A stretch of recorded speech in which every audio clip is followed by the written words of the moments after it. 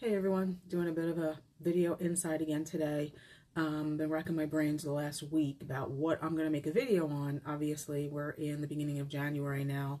I'm not gardening. There's not a heck of a lot that's beautiful out right now for me to show you in my garden in southeastern Pennsylvania. So went out yesterday and, didn't know what I was going to do. Took my camera with me, started walking around the garden and noticed a lot of runoff damage, which is typical in our yard, and just showed a couple of areas where the edges of our beds from the last couple of rainstorms, the latter half of December, we got some really heavy rains, a lot of runoff, and that kind of scours the edges of the beds. So I thought, all right, I'm going to do a video about stormwater runoff because we suffer from it a lot here. Everything we have done in our yard has been kind of impacted by stormwater runoff on my property. Unfortunately, we have done more of what we needed to do than what we wanted to do. But I got the video done. It was about 14 minutes. I edited it, uploaded it, did not make it public in YouTube because I thought people really want to see a video about stormwater runoff and how we've managed it or not managed it in some cases and what it does to our garden. I mean, anyone who lives on a slope knows that you're going to have some of your mulch wash away.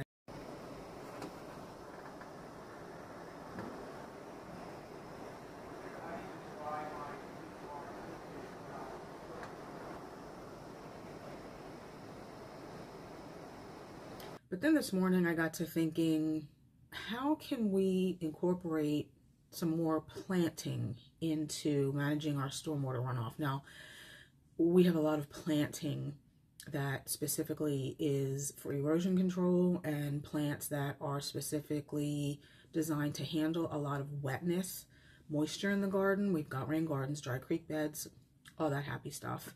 I thought, well, how can I incorporate some 2024 garden plans, which now because of all of the continuous heavy rains that we get in this area anymore, I'm going to have to change some of my 2024 garden plants, specifically inside the fence area. I had shown a video of that several weeks ago. I'm sure some of you have watched it, where we want to continue finishing the transformation of the garden inside the fence. We already got the arbs planted. I mentioned I wanted to do some nice roses, delphiniums, foxgloves. Unfortunately, with the amount of runoff that comes through that area, those kind of plants don't really handle that kind of situation. And I thought, well, we can line the path or line the edge of the bed with stones, which we'd already done that a couple years ago, but we had a lot of stones left over from the project from, it was 2016 when we installed our dry creek bed. So we always had a little bit of standing water at the edge of the bed inside the fence because it would run from the top of that bed down towards the gate. If it wasn't strong enough or heavy enough, it wouldn't go under the gate. So the bed would get a little bit washed out there on the edge. So we lined it with stones, but then we had another problem that we needed the stones for. So we took the stones out of there. And now I'm thinking, and I have been thinking, this just didn't pop into my head today, we need to line the edge of that bed again with stones because stones won't wash away. They can be a little messy once the grass starts growing and you get weeds in there, yes, but I'd rather look at weeds and stones because we'll manage that than I would rather look at scoured edges of beds for 4 months in the winter.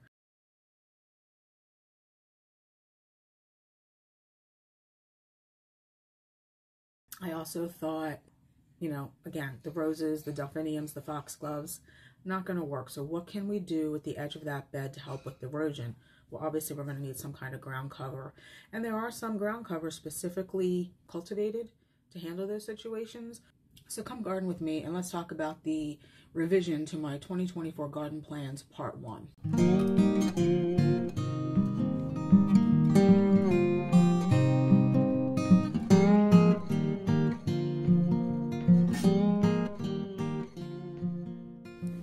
So inside the fence is where we get a serious amount of runoff. I mean, there is a serious slope here. I'm not sure how well it shows up on camera, but you can see all that dirt. That's because the water runs around our wall here, comes down, runs around really, really quickly. That's why we have installed this French drain, so that the water will fill up in the French drain The French drain then goes under the ground here, connects with a pipe that we have farther up the property, and then all drains out that way. But when it is backed up, because the pipe coming down from way up there is filling up, then the French drain fills up and the water just continues to rise and rise, and it runs down. And you can see here, creates a little creek bed and just scours the ground. So at one point we did have stones lining this bed, but we needed to use them for elsewhere, and so now we have to, I don't know, get more stones. I feel like we need to line this bed again. You can see piles of mulch and debris. That stone is covered with mud. It all runs through here. You can see our pathway is covered with some debris. The edge of this bed gets really, really scoured. We start to see roots of trees. But I think in the spring what we need to do, which we've talked about doing in the past, but we were kind of hoping that all the stormwater management things that we've put in place would have alleviated some of this. Clearly we were wrong. We feel like we need to put a channel. I mean, you can just see, look how the mulch is piled up here. Put a channel under the fence here and just let the water run out, and then down the side where it runs already. So that is one area of concern. We're supposed to get heavy rain again next week. Look, I'm going to have to get a rake out here and rake some of this debris up back into the bed and off of the plant. So I'm just showing this bed here for reference. Obviously this is outside of the area, but you can see where all the mulch is washed away. You can see the path that the water takes because there's no grass, it's all mud. This is the bed where the edge gets really scoured and the roots of the shrubs get exposed. I feel like we need to put some stones there in the spring too. Like behind this little fence area, kind of dig down, put some stones in, so that the water follows the channel of the stones and doesn't wash the mulch away. And I'm going to show you a picture of how pretty this bed is in spring. And it's funny because I just had a comment on my June 2022 tour from, I'm assuming it was a new subscriber, about how he really appreciated a well-kept garden, and his always look like teenagers run through it. Well, mine obviously is not looking very well kept at the moment, and I'm so frustrated over it because of this mess we have to deal with every year. So I think instead of all of the frilly, pretty plants that I wanted to put in that garden, we're going to have to go with something more, more of a workhorse. And I think the answer, at least for the front of the bed, is going to be the Ground Hug Chokeberry by Proven Winners. I'm showing it right here, and you can see they even have it in front of. These to me look like the Teardrops arborvitae. So obviously we don't have teardrops, but we do have an arborvitae, and this is the shrub here. Now we do have 3 of these up at the top rain garden.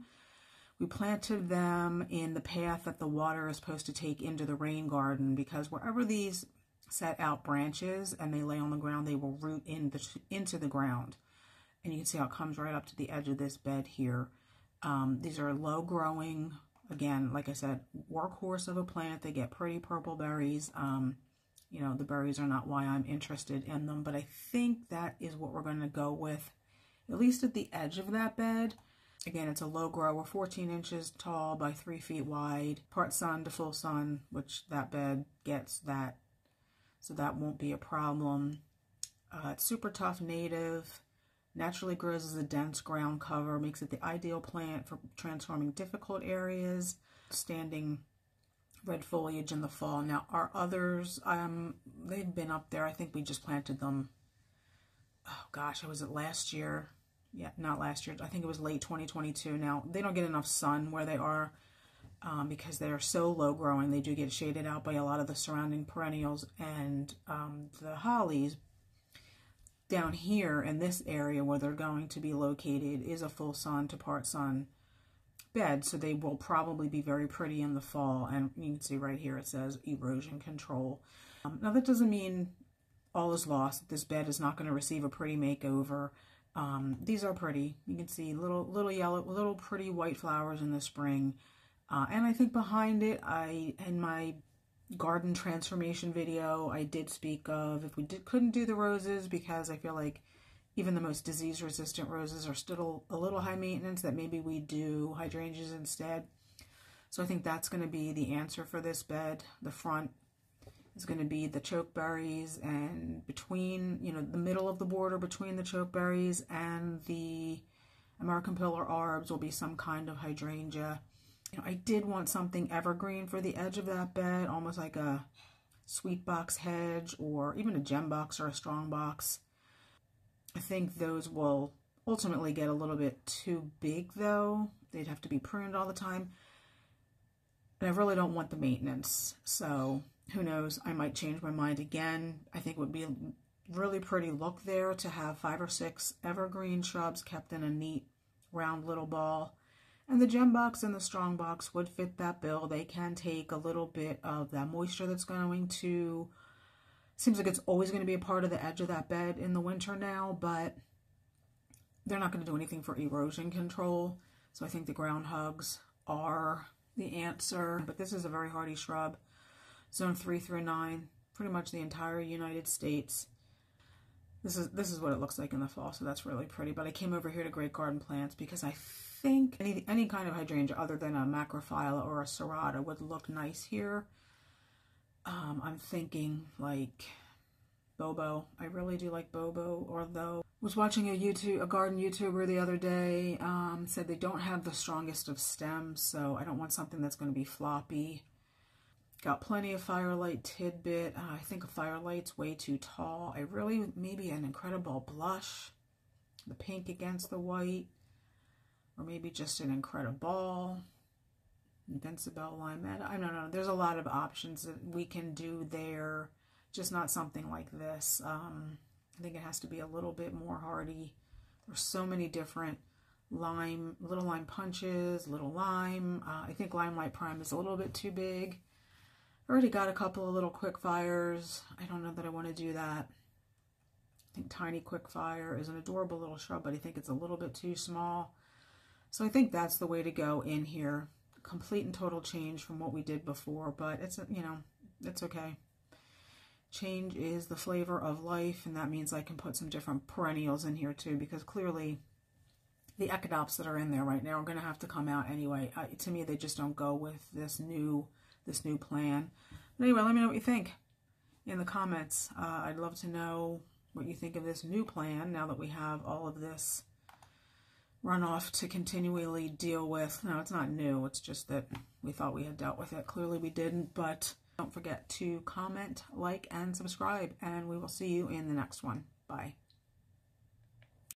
And I don't know if I've said this before in this video, but part of the reason why it's so frustrating having to deal with all these runoff issues, you have to keep doing it year after year after year.